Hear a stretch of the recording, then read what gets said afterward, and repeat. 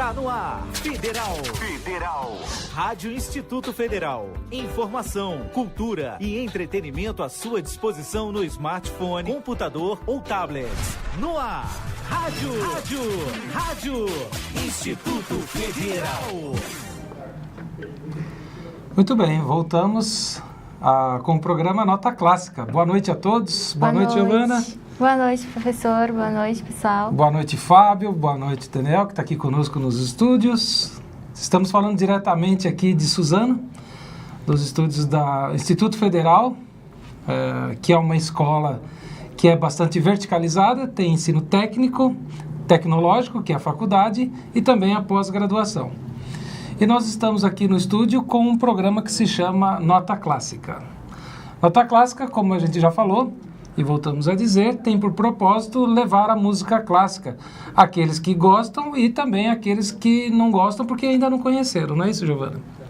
Porque não conhecem, depois que conhece, duvida não gostar. É isso aí. Muito bem.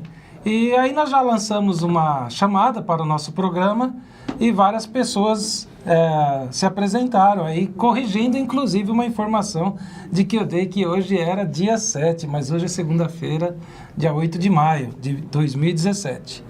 E os nossos ouvintes hoje, eles vão ouvir 5 músicas, é isso, Giovana? Isso. Quais são as músicas que os nossos ouvintes e também espectadores, telespectadores aí que estão vendo a nossa imagem, quais são as músicas? Vamos começar por Sonho de uma Noite de Verão, de Félix Sonho de uma Noite de Verão. Mendelssohn. Uhum. Depois vamos para Sinfonia de número 7 de Beethoven. Olha. Uhum. Depois para Danças Húngaras de Johannes Brahms. Nossa, hoje tá bom. Tá bom, né? Uhum. Depois o Sítio do Coríntio de Rossini. Ok. E por último, Tocada e Fuga de Bach. Muito bem. Então, Giovana é uma aluna aqui da escola, eu sou professor da escola, como já falei, e este projeto cabe mais alunos, outros alunos que queiram participar também aqui da produção, da disseminação, assim como o Daniel, que está ali na mesa de som, preparando tudo, também é aluno aqui da escola. Professor Fábio também é professor da escola. E ele ajuda isso. E as pessoas que nos ouvem, tem aqui sempre o Boia Urano. Olá, Boia Urano, um abraço para você. Boia Urano é aqui de Suzano e ele curte aí o nosso programa. E um dia ele poderá vir aqui conosco. O que você acha de a gente fazer esse convite? Gostaria, seja bem-vindo. E ele se diz aqui como ouvinte assíduo. É uma pessoa muito simpática, muito divertida e faço o convite no ar para que o Boia Urano esteja aqui conosco, na Avenida Mogi das Cruzes. Também o Sérgio Cizek, Adriane, minha filha, Alessandra Ramos, Celso Vendramini, Claudemir Barbosa. E são essas pessoas que estão colocando comentários e muitas outras que estão aqui curtindo ao vivo o nosso programa. Tem mais alguém aí para a gente citar o nome? Por enquanto não, mas tem alguns colegas que já estão vendo o link que a gente está enviando e quem estiver vendo aí, manda um alô para a gente falar o nome de vocês. Muito bem. E o que temos a falar sobre Mendelssohn e Sonho de uma Noite de Verão? Temos alguma curiosidade? Temos. Vamos começar por Sonho de uma Noite de Verão, que acho que ela é comum, né? A gente já ouviu falar e muitas pessoas já ouviram. E ela também foi proposta para uma peça teatral. Uhum. E ela é tocada por Mendelssohn. Mas ninguém nunca soube qual foi a inspiração para ela ser feita, nem nada. Mas dizem que, por exemplo, pode ser de uma história de Piramo e Tibete, que era uma história de metamorfoses contada na Antiguidade. E falando um pouquinho sobre Mendelssohn, ele nasceu em 3 de fevereiro de 1819, qual século? 3 de fevereiro de 1819, século XIX. 19? Uhum. Século XIX e morreu em 1847. Morreu com mais ou menos 40 anos de idade, morreu novinho. Isso. Uhum. E ele era um pianista alemão. A sua morte foi reconhecida por um amor não correspondido, que bastante compositores clássicos têm essa relação, por uma... Como é? Por uma mulher que cantava também. Muito bem. Sonho de uma Noite de Verão é uma peça muito antiga de William Shakespeare. É lá do século XVI, e do século XIX vem aqui Mendelssohn, esse músico alemão, fazer uma obra-prima. Esse trabalho, como a Giovana falou, é uma peça de teatro. Então a música está sendo feita para uma peça de teatro que fala sobre o amor, uma comédia romântica. É também baseada depois da produção de Romeu e Julieta, também de Shakespeare. O amor é base para muita música, para muita peça de teatro. E nesse caso aqui a comédia está porque havia uma poção mágica, um feitiço. E o feitiço era assim, quem olhasse para aquela planta ia se apaixonar pelo primeiro ser que visse. Só que ao invés de aparecer um ser lindo, foi um burro. E essa é a comédia romântica. E a crítica logo vai dizendo que apesar de tantas coisas que acontecem em torno do amor, o amor vale a pena, o amor está sempre presente. Então vamos ouvir a música de Mendelssohn. Vamos lá. Sonho de uma Noite de Verão. Por favor, Daniel.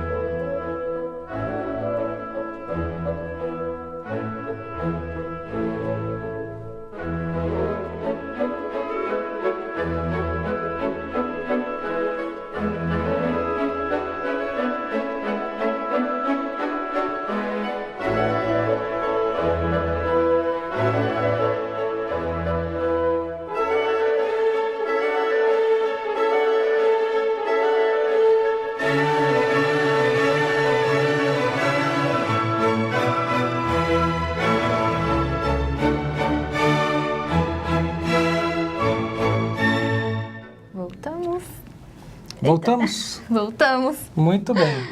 Então ouvimos de Mendelssohn, Sonho de uma Noite de Verão. Muito bem. E agora vamos ouvir uma nova música. Agora vamos mudar aí o nosso compositor. Vamos ouvir de Ludwig van Beethoven, é isso? Exato. Beethoven foi nome para ter cachorro na televisão que fez lá personagem. Ainda é. Ainda é? Tipo, pessoas que pensam, vou dar um nome para um cachorro. Beethoven é um nome bem cogitado. Beethoven é um nome que tem sido comum aí para os animais. Muito bem. Isso. E a música de Beethoven, qual que é que nós vamos ouvir? Sétima Sinfonia de Lá menor, isso? Isso aí. Clairier. Vamos ver aqui. Beethoven, Clair de la Lune. Isso. Primeiro movimento. Então, Daniel, por favor, primeiro movimento, Beethoven, por gentileza.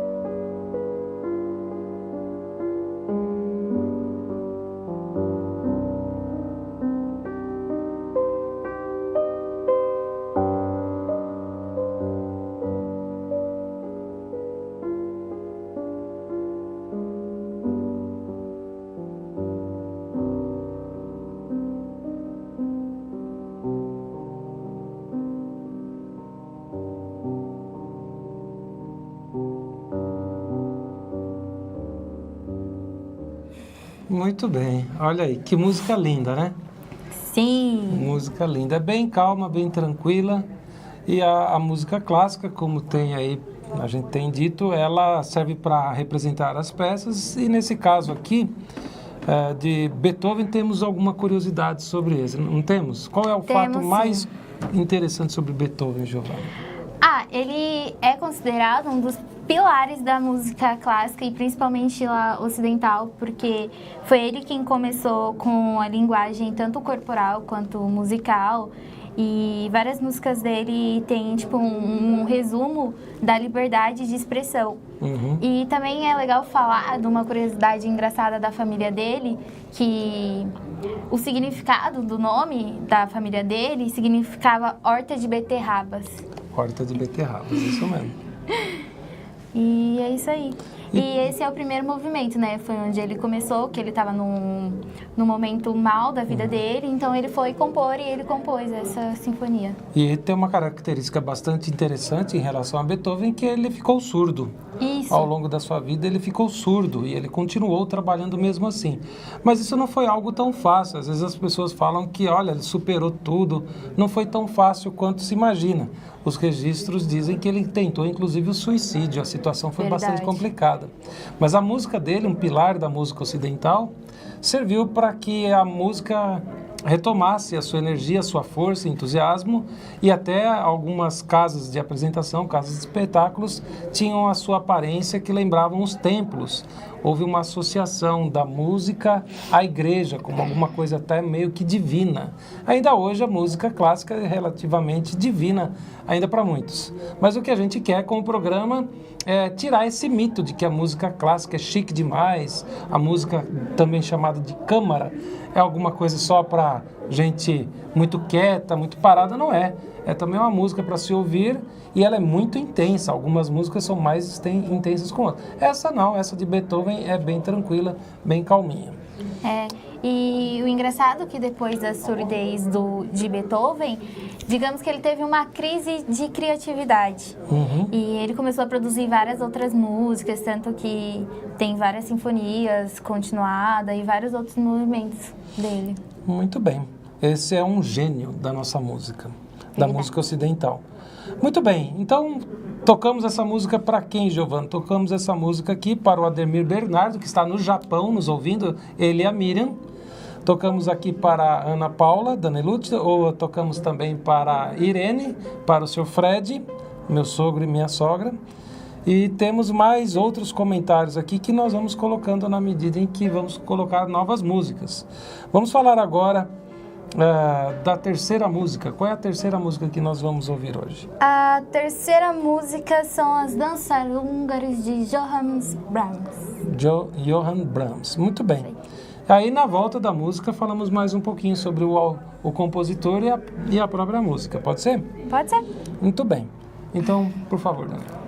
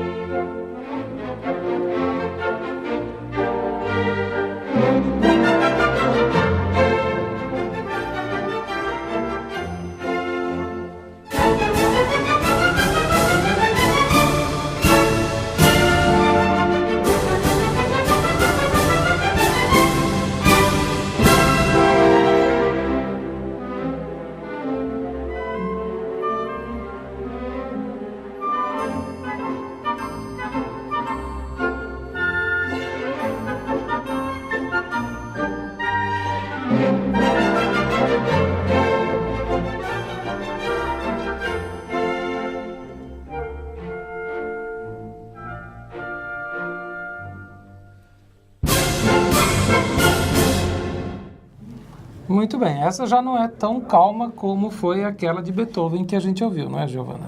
Exato, a de Beethoven era mais silenciosa, mais tranquila. Uhum. E no programa de hoje, como nós temos a intenção de passar 5 músicas aqui, estamos falando um pouquinho menos. Mas há vários comentários que estão surgindo aí. Dá tempo da gente comentar alguma coisa sobre esta música, Giovana, rapidamente? Rapidinho, vamos lá. As danças húngaras é composta por 21 canções vivas de danças baseadas na maior parte de húngaros. E elas variam, né? São geralmente curtas, como essa daqui, não foi muito longa. Uhum. E é isso. E um pouquinho sobre Johannes Brahms. Eu nunca consigo falar o nome desses caras. Brahms, isso aí. Brahms. Então vamos agora passar para Rossini. Vamos ouvir de Rossini? Muito bem. O Sítio de Corinto, em homenagem ao campeão paulista Corinthians. Não. Então vamos lá, Daniel, por favor.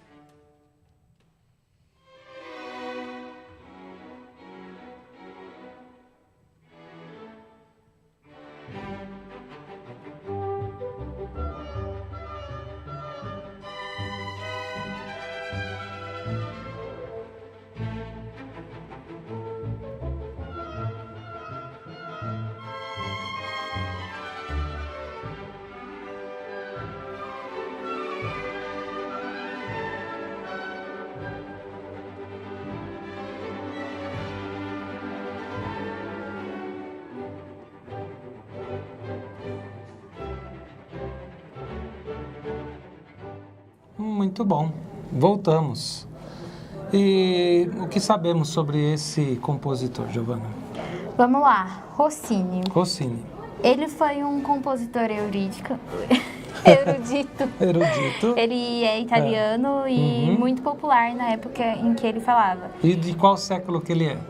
Ele é de 1792, século XVIII. 18, muito bem. E morreu no século 19, 1800 e diante. Isso aí. Ele era um estrangeiro associado ao Instituto, um grande oficial da Legião de Honra e recebeu inúmeras condecorações.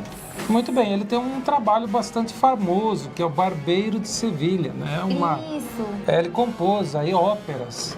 Óperas são aquelas músicas que os tenores, também as mulheres cantam, e também é uma expressão da música clássica, não só está com o instrumento, mas também com as vozes. É possível ter essa associação.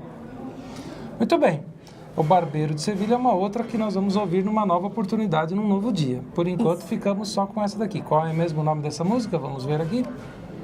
Essa? O Sítio de Corinto. De Corinto. Muito bem. Não, Corinthians não. O Sítio de Corinthians é lá em Itaquera. Esse aqui é o Sítio de Corinto. De Corinto, que era italiano. Muito bem. Em espanhol.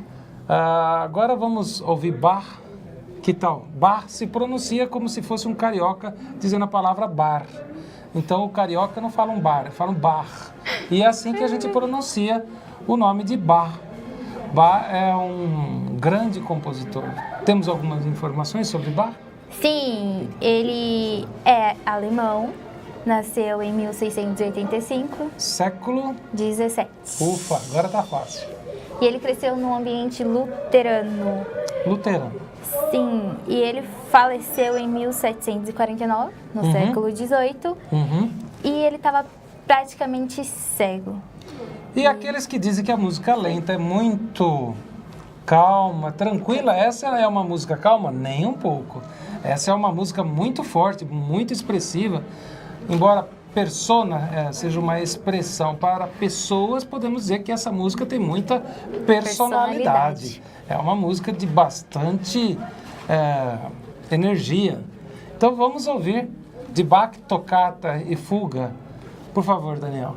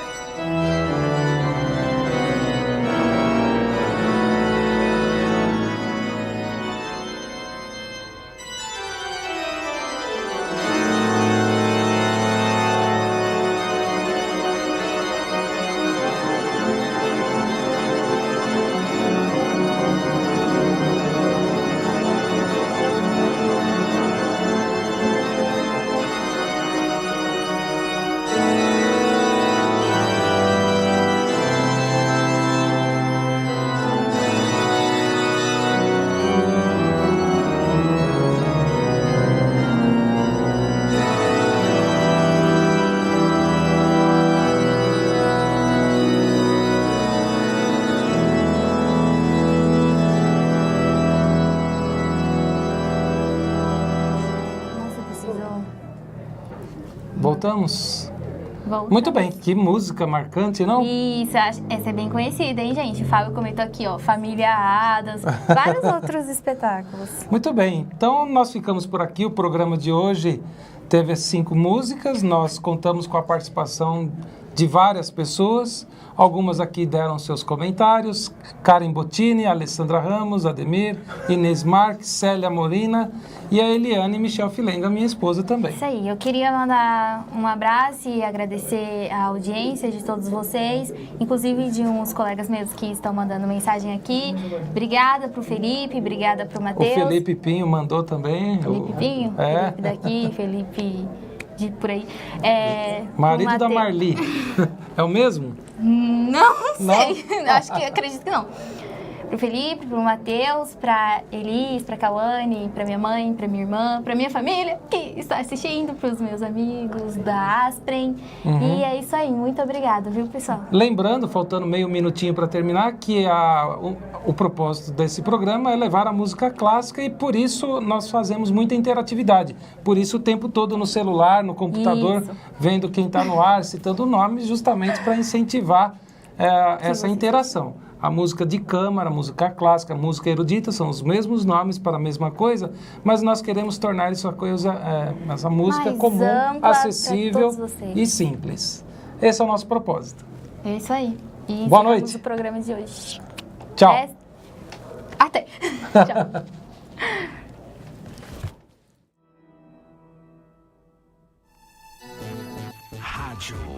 Rádio Instituto Federal. Informação, cultura e entretenimento. Rádio Instituto Federal.